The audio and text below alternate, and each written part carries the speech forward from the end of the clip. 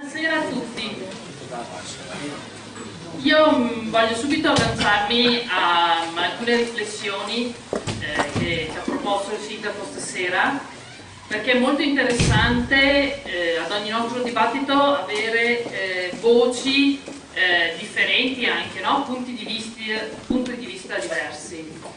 Ci sono stati due passaggi che mi hanno colpito, spero di essermi appuntati giusti.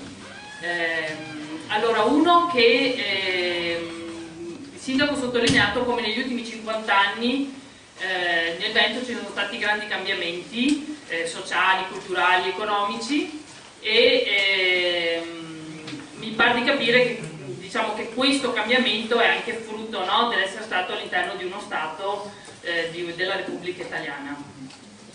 Allora, vorrei dare un dato che quando dopo la seconda guerra mondiale la regione Veneto aveva il reddito pro capite di un veneto era più basso del reddito pro capite di un campano, quindi i veneti erano più poveri di un napoletano, di un salernitano e così via.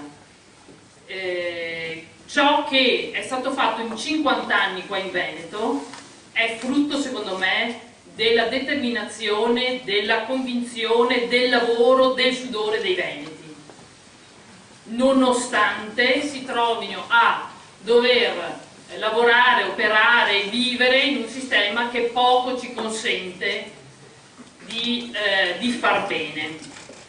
E dico questo perché poi l'altro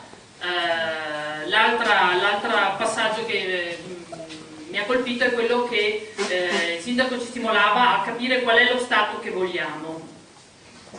Allora, io so perfettamente che, e credo che anche alcuni di voi stasera, non volete vivere in uno Stato che è ottantesimo, credo circa, per libertà di stampa. Quanto? 83.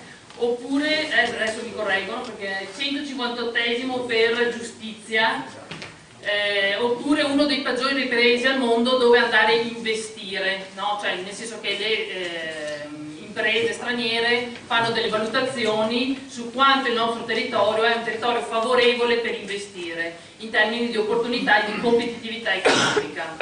Ecco, nonostante il nostro lavoro, la nostra passione, tutto quello che mettiamo tutti i giorni, noi anzi troviamo su una situazione che veramente ci fa, non so usare un termine per dire solo paroassa, mi dispiace, però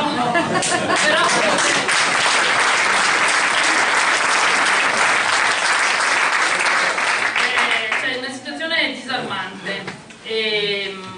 E quindi io credo, e io sono convinta, mi parlo per me, non voglio vivere in una situazione del genere, non voglio continuare a dovermi lamentare perché l'ambiente veneto, parlo dell'ambiente o della natura veneta, non si tutela o valorizza quanto ogni volta noi altri veneti volemo. Non voglio continuare a dover pensare dove andare a curare mia mamma, perché qua non c'è ospedale, o qua non c'è l'opportunità di poterla curare come se mi la portassi all'estero o la portassi in Lombardia, o bisogna andare in giro a fare la carità per curarsi.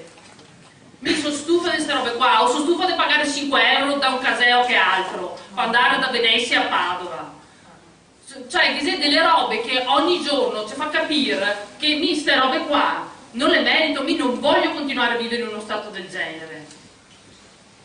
E la roba che dico è quella che l'opportunità che ci dà del Veneto Stato è quella di smettere di lamentarsi, smettere perché tutte le robe incredibili che noi altri sopportiamo tutti i giorni, ecco, se arriva il momento di dire basta, facciamo reset, cansiamo tutte queste robe brutte che noi altri viviamo tutti i giorni e tacchiamo a pensare allo Stato che vogliamo. Tacchiamo a pensare a uno Stato che è totalmente diverso. E chi che crede che all'interno dello Stato italiano queste robe qua si possa cambiare, beh, ad esempio mi viene in mente adesso un esempio, quello che molti anni fa si è votato per vietare ad esempio il finanziamento pubblico ai partiti, e nonostante questo lo Stato italiano non ve ne frega un cazzo, cioè io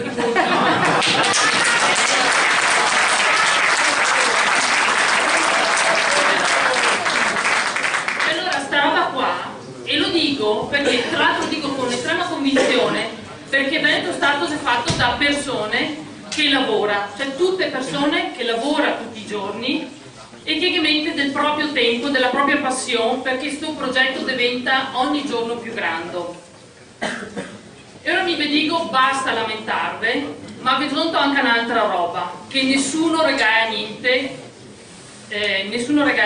cioè l'Italia l'indipendenza non ce la regalerà, cioè l'Italia non arriverà qua a dire beh, lì l'indipendenza ve la do su un piatto d'argento.